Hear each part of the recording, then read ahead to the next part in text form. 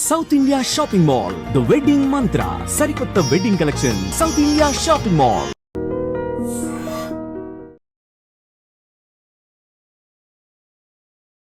నమస్కారం, welcome to I dream. ధర్మ మార్గం విత్ విజిత కార్యక్రమానికి స్వాగతం.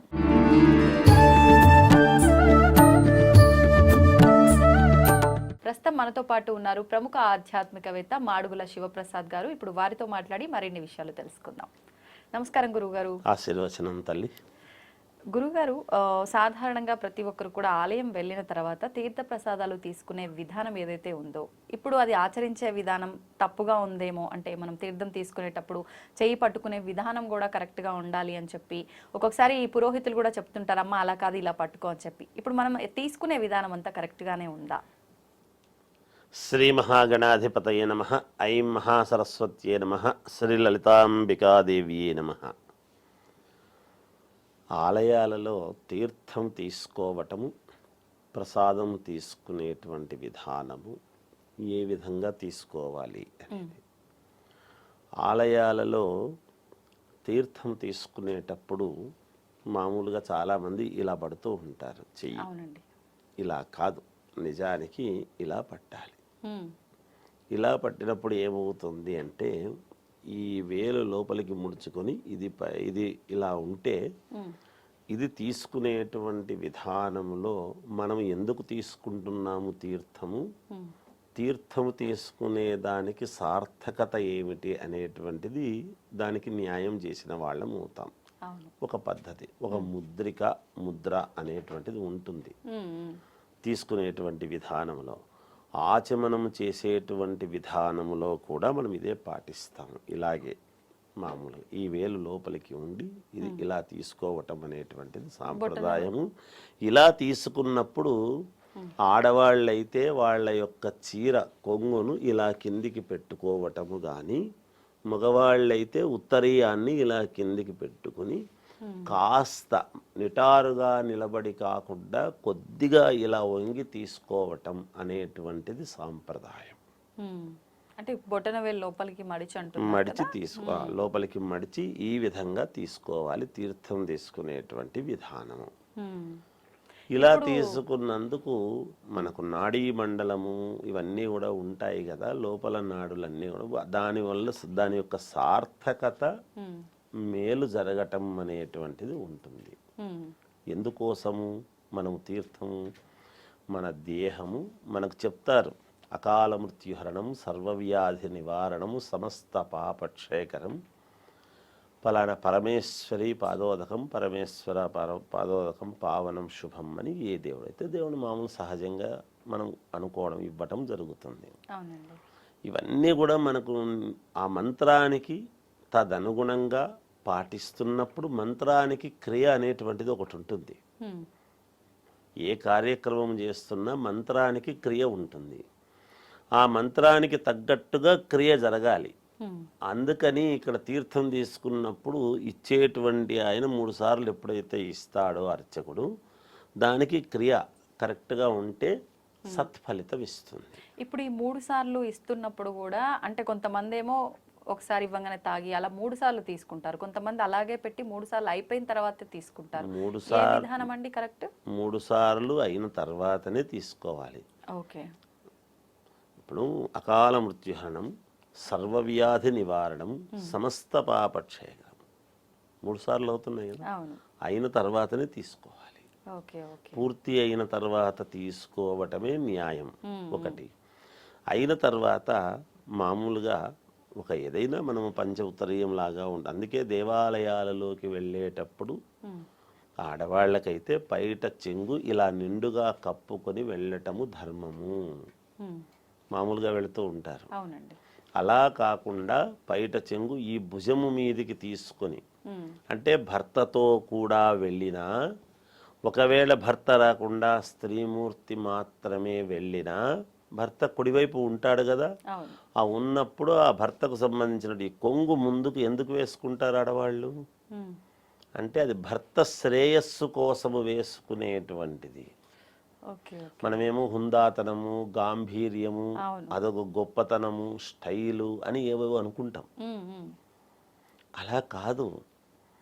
స్త్రీలు ఆడవాళ్ళు భర్త పక్కన ఉండినా లేకపోయినా ఇలా వేసుకోవటము భర్తను గౌరవించడం, భర్తకు కలగాల్సినటువంటి శ్రేయస్సు కలగడము కోసము ఒక ఉన్నతమైనటువంటి దేవాలయాల్లోనూ పూజలు కార్యక్రమాలు చేస్తూ ఉన్నప్పుడు కానీ, పూజకు కూర్చున్నప్పుడు కానీ ఎప్పుడైనా ఆడవాళ్ళు స్త్రీమూర్తులందరూ కూడా ఈ కొంగు అనేటువంటిది పై ఇలా ఊరికే వెనక్కు వేసుకొని లేదా ఇలా నడుముకు ఇట్లా చుట్టుకొని అలా కూర్చుంటారు. అలా కూర్చోకుండా ఆ కొంగును ఇలా తీసుకోవాలి మళ్ళీ ముందుకు.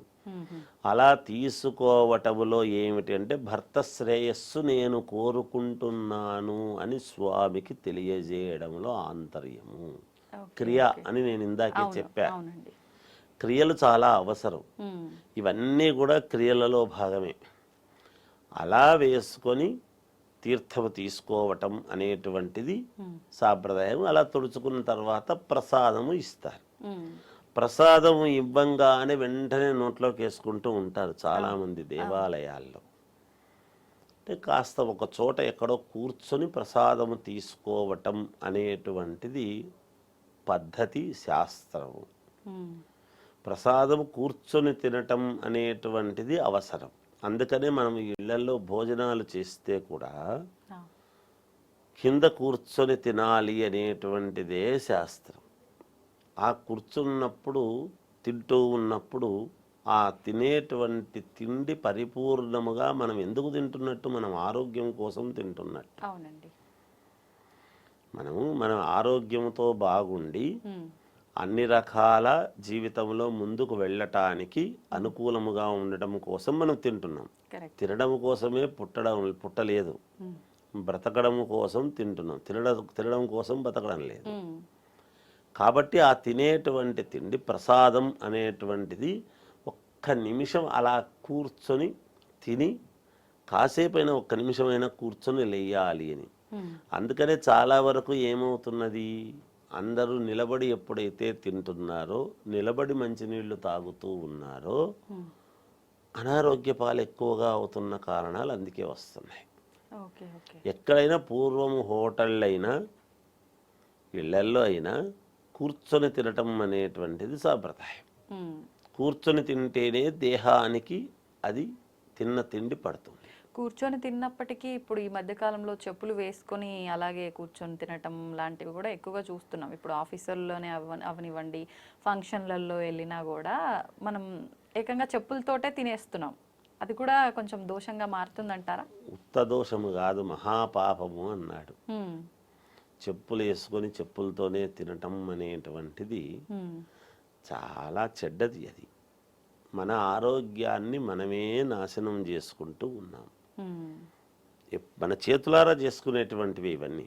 ఇవాళ వీధి వీధిన హాస్పిటల్స్ ఉన్నాయి అంటే అవునండి, ఎందుకు ఎక్కువైనట్టు అంటే మనము సౌకర్యాలు మనం కొనేటప్పుడు కూడా చూడండి, ఇల్లు ఏదన్నా కొంటున్నామంటే హాస్పిటల్స్ దగ్గర ఉన్నాయా లేదా, పిల్లలకు స్కూళ్ళు దగ్గర ఉన్నాయా లేదా అని చూసుకోవడంలో ఆంతర్యం ఉంది. వెంటనే హాస్పిటల్లోకి పోయేటట్టు ఉండాలి అంటే మనం కోరుకోవటం. హాస్పిటల్లో కదా నిరంతరము ఎవరో ఒకరు వస్తారులే అని బెడ్లు నిరంతరం వేసి పెట్టినట్టుగా ఇంట్లో పరిపూర్ణముగా పర్మనెంట్గా ఉండే బెడ్లు ఉండడం. పూర్వము పరుపో చాపనో వేసుకుంటే ఆ చాప చుట్టి మళ్ళీ పక్కకు నిలబెట్టేవాళ్ళు. రాత్రి పడుకున్న తర్వాత పొద్దున్న లేచిన తర్వాత రాత్రి మళ్ళీ పడుకునేదానికి ఆ పక్కలు వేసుకోవడము, మళ్ళీ చుట్టు పెట్టేటువంటి సాంప్రదాయం ఉండింది. అందుకనే వాళ్ళు బాగా ఆరోగ్యవంతముగా చాలా వాళ్ళ తిండ్లు వేరండి అంటుంటాం మనం. ఊరికే వాళ్ళ తిండ్లు వేరు కాదు, వాళ్ళు నడిచిన నడవడిక, వాళ్ళ మార్గమే వేరు. మన మార్గమే అనుచితమైన మార్గం. ఎక్కడుంటాయండి పర్మనెంట్గా? ఒకడు పోతే ఒకడు వచ్చి దాని మీద పడుకోవడానికి హాస్పిటల్స్లో ఉంటాయి. ఇళ్ళన్నీ హాస్పిటల్స్ లాగానే నిరంతరము అవి మంచాలు అట్లాగే ఉండి వాటి మీదనే కూర్చొని కాఫీ తాగి వాటి మీదనే టిఫిన్లు తిని ఇక పెద్ద తేడా ఏముంది? ఇంట్లో భార్య కూడా నర్సులాగా అన్ని అక్కడికి తెచ్చిచ్చే పరిస్థితి అవుతున్నది. అది కరెక్ట్ కాదు. అందుకని చెప్పులు వేసుకొని తినటం అనేటువంటిది అంత యోగదాయకమైనటువంటి విషయం కాదమ్మా. దాన్ని అర్థం చేసుకుంటే ఎవరు మన మంచి కోసం మన నడవడిక మనల్ని ఎవరు నువ్వు ఇలా ఉండు అని ఎవరు మార్గదర్శకత్వం చెప్పరమ్మా. మనల్ని మనం అర్థం చేసుకొని ఎలా నడవాలి అనేటువంటిది ఉంటుంది. పక్కన బురద ఉంటుంది, బురద అవుతుంది అని కదా పక్కకు నడుస్తాం. కరెక్టే. నేను కావాలని బురదలో దిగుతాను అని అనుకునేటువంటి వాళ్లకు మనం ఏం చెప్తాం? వాస్తవమే. అందుకని మనల్ని మనం ఎలా ఉండాలి అని తీర్చిదిద్దుకొని అర్థం చేసుకొని దాన్ని పాటించుకొని ముందుకు వెళితే బాగుంటుంది. ఎవరు మన మన దేహం మన ఇది మనమే చర్చుకుంటున్నాం. అందుకే నువ్వు పూర్వం ఒక మాట అనేవాళ్ళు, నువ్వు ఏం తింటున్నావో ఎవరు చూడరు, ఎలా ఉన్నారో చూస్తారు. ఇంట్లో నేను పచ్చడన్నం తినవచ్చునేమో, రోజు షడ్రసోపేతమైనటువంటి భోజనము ఉండకపోవచ్చు, కానీ ఏదో పచ్చడి మెతుకులు తిన్నా బయట ఉండటం మాత్రం గాంభీర్యంగా ఉండేటప్పటికీ అబ్బాయి ఏదో అని చూడంగానే అందే వస్త్రేణ వకుషా వాచ విద్య వినయేన చాలా చెప్పినారు శాస్త్రాల్లో. అలా ఉండాలి అని చెప్పిన ఈరోజు ఏమైంది? రోడ్లో నిలబడి తింటూ ఉండేటువంటివి జరుగుతూ ఉన్నాయి. అంటే వాళ్ళ అవసరాలు, వాళ్ళ పరిస్థితులు ఉన్నాయి, కనీసము మరుగు. తినేవాళ్ళు కొంచెం అటువైపు తిరిగైనా దృష్టి, నరదృష్టి అనేటువంటిది ఇంకా మనిషికి లేదు అనడానికి ఆంతర్యం ఉంది. ఇన్ని ఉండి ఏం చేసుకుంటే మేము బాగుపడతాం అంటే మనం చేతులారా పాటించేటివి పాటిస్తే ఎవ్వరేమి చేసుకోనక్కర్లేదమ్మా. ఏ దేవాలయానికి వెళ్ళక్కర్లేదు, ఎక్కడికి వెళ్ళక్కర్లేదు, ఏ పూజ చేసుకోనక్కర్లేదు, ఏ పూజకు ఒక 10 రూపాయలు ఖర్చు పెట్టాల్సిన అవసరం రాదు. మనము పాటించాల్సినటువంటివి పాటిస్తే. ఇప్పుడు ఇందాక తీర్థం విషయంలో మాట్లాడుకున్నప్పుడు ఆ తీర్థం తీసుకున్న తర్వాత కూడా చాలా మంది తలపైన ఇలా అనుకోవడము, ఈ మధ్య కాలంలో అలా తలపైన అనుకోకూడదు అని చెప్పి పొట్టకు రాసుకోవడము, లేదంటే మన పైట కొంగు ఏదైతే ఉందో దానికే తుడుచుకోవడము, రకరకాలుగా చేస్తున్నారు. అసలు ఏం చేస్తే కరెక్ట్ అంటారండి?